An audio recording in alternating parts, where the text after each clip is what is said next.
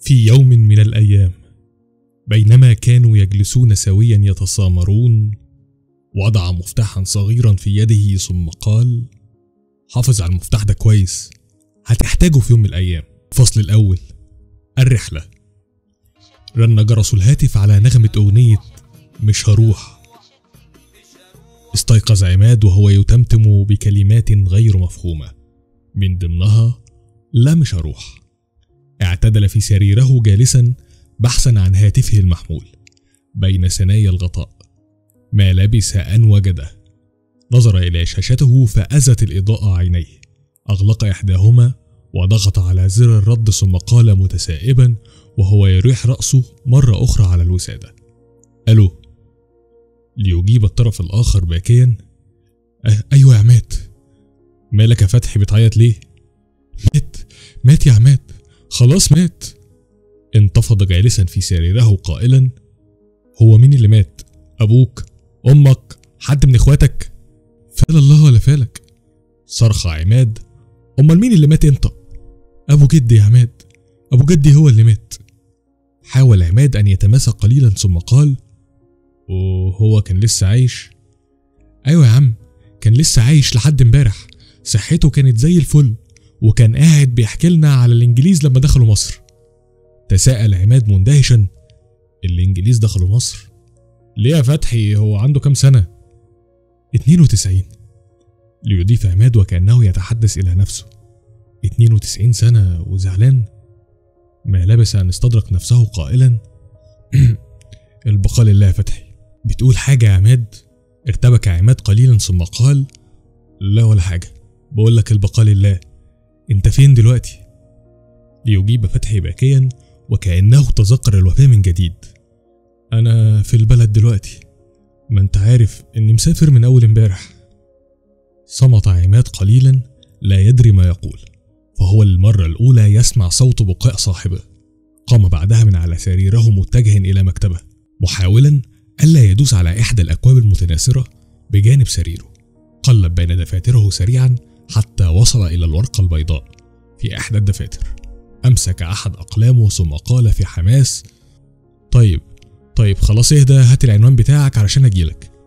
مسح فتحي دموعه قائلا: خلاص يا عماد، مش مستاهلة، انت اخويا يا فتحي، ما ينفعش اسيبك في حاجة زي دي.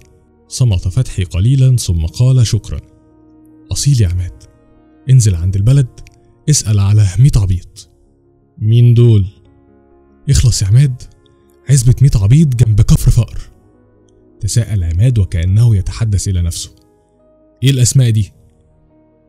دون العنوان على الورقة التي أمامه ثم عاد مرة أخرى إلى سريره محدثا فتحي بأسى قائلا: على العموم يا فتحي شد حيلك، البقاء لله، لو احتجت حاجة كلمني وأنا هجهز حالا واجيلك على طول. شكرا يا عماد، ما نتحرمش منك، مع السلامة. أنهى عماد المكالمة مع صديقه فتحي ونظر إلى غرفته المهملة ثم وضع رأسه على الوسادة محدثا نفسه: 5 دقايق بس وهو انزل. غلط بعدها في نوم عميق ليستيقظ بعد مرور 4 ساعات. يا نهار أبيض، العزا، فتحي، الجنازة، أنا اتأخرت. عماد نور الدين، 22 سنة، كلية تجارة، السنة الأخيرة، يعيش وحيدا نظرا لظروف سفر أبويه للعمل بالخارج. شاب على قدر كبير من الاحترام، خجول لدرجة احمرار وجنتيه عند التحدث مع زميلاته الفتيات، أبيض البشرة، عيناه بنيتان، طويل بالنسبة لمن هم في سنه، لديه تفاحة آدم. شاب عادي، ولكن مشكلته الوحيدة بجانب شعوره بالخجل أنه يخاف، لذلك وجد من فتحي صديقه العزيز، الأخ والونس في غياب أبويه. فتحي محمد عبد التواب تعرف على عماد في السنة الأولى بالكلية، قامت صداقة كبيرة بينهما، انتقل بعدها للعيش مع عماد. وفتحي ضخم الجثة، أقرب إلى البدانة ولكنه مسالم، قمح اللون، حديق الذقن باستمرار، تكاد تشعر أن ذقنه لم تنبت مطلقا. ارتدى عماد ملابسه سريعا وتأكد من وجود كل شيء يحتاجه داخل الحقيبة. شعوره المتكرر بأن هناك شيئا ناقصا يزداد كلما أوشك على الرحيل. ليكن ما يكن، قالها عماد ثم أغلق الحقيبة وانطلق في رحلة سريعة إلى ميطعبيط. في الطريق جلس عماد بجانب السائق، وهي عادة حاول الحفاظ عليها كلما اضطر للسفر. يتابع عماد الطريق بلهفة ويتمنى الوصول سريعا. بقولك ايه يا اسطى، ما تشد حيلك شوية، قالها عماد ليجيبه السائق مقهقها. اخاف لا يتقطع. يا اسطى بتكلم بجد، عندي عزا ومتأخر، عايز الحق الناس. نظر اليه السائق مصطنعا شعوره بالضيق من اسلوبه في الكلام ثم قال: لا اله الا الله، لا مؤاخذة يا ريق، العربية لسه معمول لها عمرة واخاف على الموتور يحصل له حاجة. تشمشم عماد الهواء ثم قال بحماس: طب على فكرة بقى، انا شامم ريحة شياط من الصبح وما كنتش عايز اتكلم. سحب السائق نفسا عميقا من السيجارة التي في يده وهو يغلق احد عينيه قائلا: لا ما تخافش، ريحة الشياط دي ولا حاجة، دي سجارة البانجو. بانجو؟ انت بتشرب بانجو كمان وانت سايق؟ نظر السائق الى عماد قائلا بجزع: يا عم اهدى ووطي صوتك للناس تخاف ولا حاجة، مش احسن مخاف لوحدي؟ يا عم ما تخافش، العمر واحد والرب واحد، وبعدين الناس بتقولك البانجو ده بيخليك غبي، انا بشرب بقى البانجو عشان اركز. اقولك على حاجة؟ اتفضل.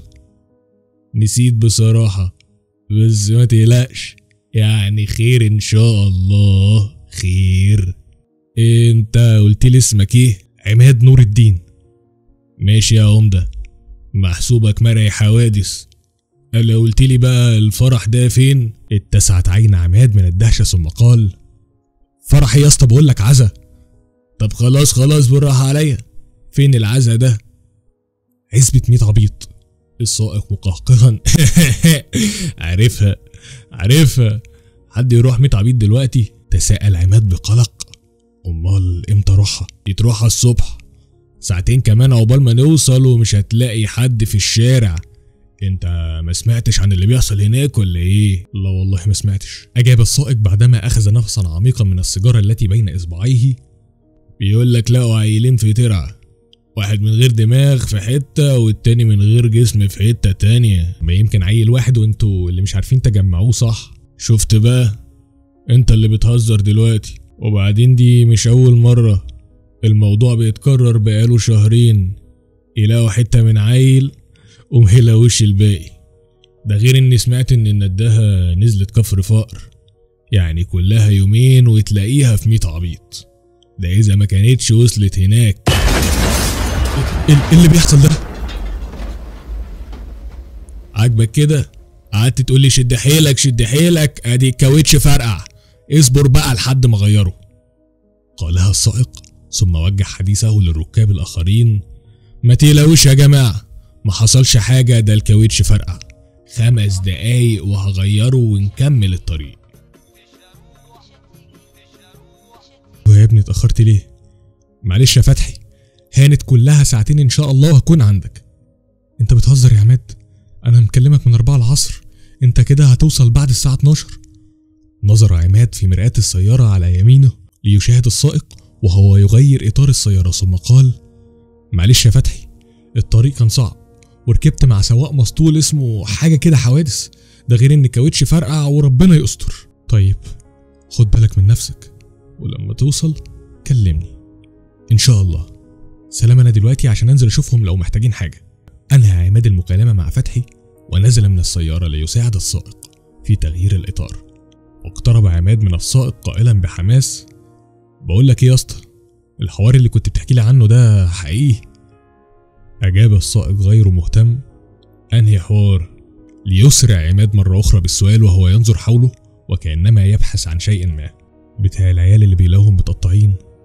نظر السائق الى عماد ثم تساءل متعجبا: انت ما بتقراش جرايد ولا ايه؟ اجاب عماد بهدوء: لا والله مش بتابع.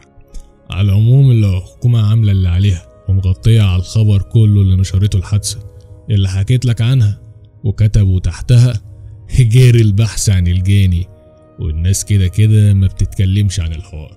عماد متسائلا بلهفة: ليه يعني؟ خايفين، بيقولوا اللي بيعمل كده لا يمكن يبقى بشر. هيكون مين يعني؟ النداهة؟ أعوذ بالله من الشيطان الرجيم. بص يا ابني، الحاجات دي ما بتتقالش هنا، اختار المكان اللي تتكلم فيه عنها، الحاجات دي بتحضر على السيرة. من بعيد شعر عماد أنه يرى فتاة تطل من خلف شجرة. لحظات ثم اختفت، فرد قائلا: بتقول يا اسطى؟ بقول لك يلا عشان خلصت.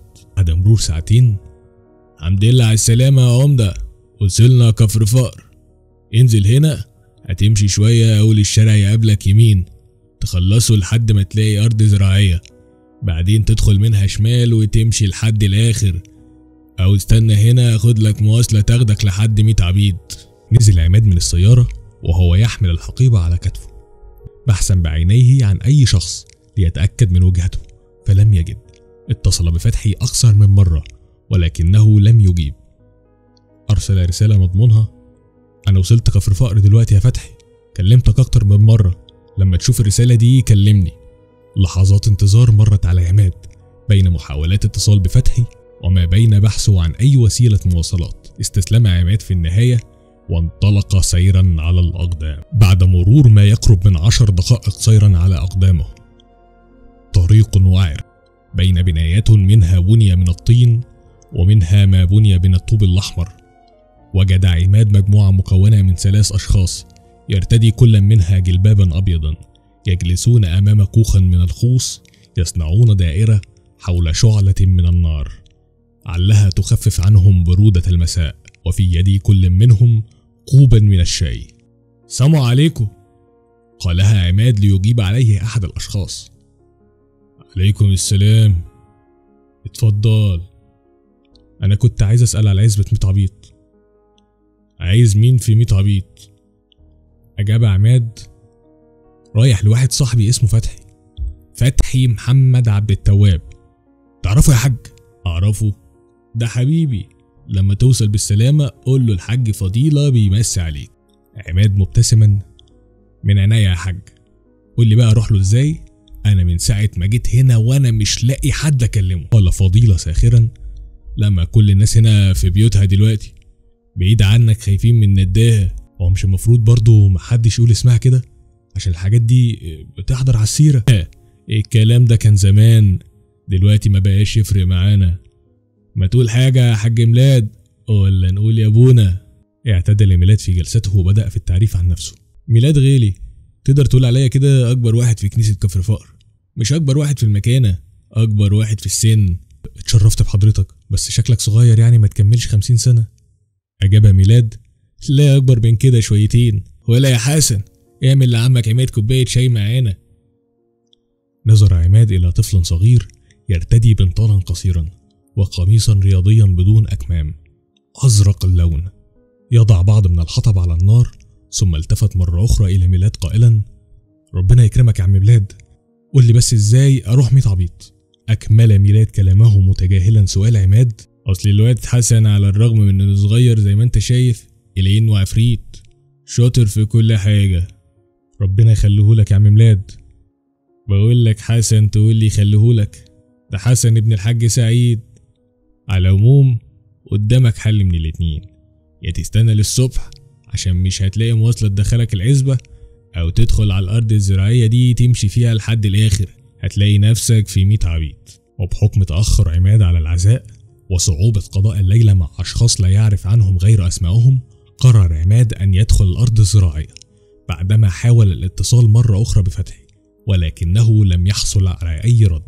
شكر عماد فضيلة وميلاد على حسن ضيافتهم، ثم انطلق في وجهته إلى 100 عبيط. ومع أول خطوة يخطوها داخل الأرض الزراعية، استمع عماد إلى صوت الحاج فضيلة وهو يصيح: ابقى خد بالك. كانت تلك الجملة كفيلة ليعيد التفكير في قراره مرة أخرى. التفت عماد ليجد فضيلة يتحدث مع حسن الطفل الصغير: عجبك كده؟ الشاي وقع على الجلابية عشان قلتلك بطل لعب وما سمعتش كلامي. ولكن على ضوء شاشة الهاتف المحمول بدأ يخطو عماد بضع خطوات داخل الأرض الزراعية، لتبدأ مجموعة من الأسئلة تدور في ذهنه، وكان أهمها: كيف عرف ميلاد اسمه؟ ولا يا حسن، اعمل لعمك عماد كوباية شاي معانا. مش هتفرق، ممكن أكون قلت اسمي وأنا مش واخد بالي. لماذا يرتدي الطفل ملابس خفيفة في هذا الوقت من العام؟ التفت عماد ينظر مرة أخرى إلى الكوخ ليجد الكوخ خاليا، لا يوجد ميلاد، لا يوجد فضيلة، ولا حتى الطفل. عاجبك كده؟ الشاي وقع على الجلابية. علشان كده قلت لك بطل لعب وما سمعتش كلامي. تساءل عماد محدثا نفسه، للدرجة دي لحقوا يمشوا وطفوا النار كمان؟ تلاقي فضيلة راح يغير هدومه، وميلاد هيوصل حسن لابوه. على ضوء القمر وقليل من الضوء الذي يصدر من شاشة الهاتف المحمول، بدأ عماد رحلته داخل الأرض الزراعية، والذي امتدت على مسافة طويلة يكاد يشعر أنها لن تنتهي. بعد مرور دقائق من الصمت، إلا من بعد أصوات الصفير غير المنتهي من سكان الأراضي الزراعية من الصراصير، وقصير من نقانيق الضفادع، شعر عماد أن هناك صوتا آخر منتظم. إذا أصغيت بحرص يبدو وكأنك هناك شخص آخر يسير وراءه. انظر. نظر عماد خلفه ليبحث عن مصدر الصوت، ولكنه لم يجد أحد. وقف قليلا فتوقف الصوت. دار حول نفسه باحثا عن مصدر الصوت، ولكنه لم يجد شيئا. عاد مرة أخرى ليكمل طريقه ليظهر نفس الصوت مرة أخرى. ازدادت مخاوفه وبدأت الأفكار تقفز في مخيلته. هناك شخص ما يتبعني منذ دخولي لهذا المكان. ماذا يريد مني؟ هل يريد قتلي؟ حاول عماد أن يسرع في خطواته ليجد أن وتيرة الصوت تزداد. طأ الخطى ونظر خلفه ليجد أن وتيرة الصوت أصبحت أبطأ. توقف، نظر حوله، نادى بصوت عالي: في حد هنا، في حد هنا. ليرد عليه صدى الصوت بكل برود: هنا هنا هنا. حاول أن يبحث عن مصدر لصوت الخطوات المنتظمة ليجد أن الصوت اختفى مرة أخرى. على الضوء الذي يصدر من شاشته المحمول انحنى عماد وحاول أن يبحث عن آثار أقدام بخلاف آثار أقدامه، فلم يجد شيئا. قام مرة أخرى ليكمل رحلته، فما كان من الصوت إلا أن عاد مرة أخرى. في هذه اللحظة شعر بنسمة من الهواء البارد تسري على عنقه ليقشعر بدنه وتزيد من حالة الخوف التي تجتاحه. التفت عماد ينظر وراءه وامتدت يده إلى سوستة الجاكيت ليغلقه بإحكام. وكانت المفاجأة توقف الصوت، لينتبه عماد إلى أن مصدر الصوت ناتج عن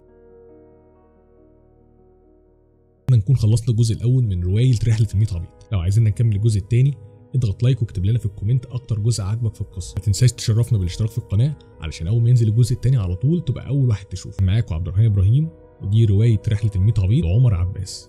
السلام عليكم.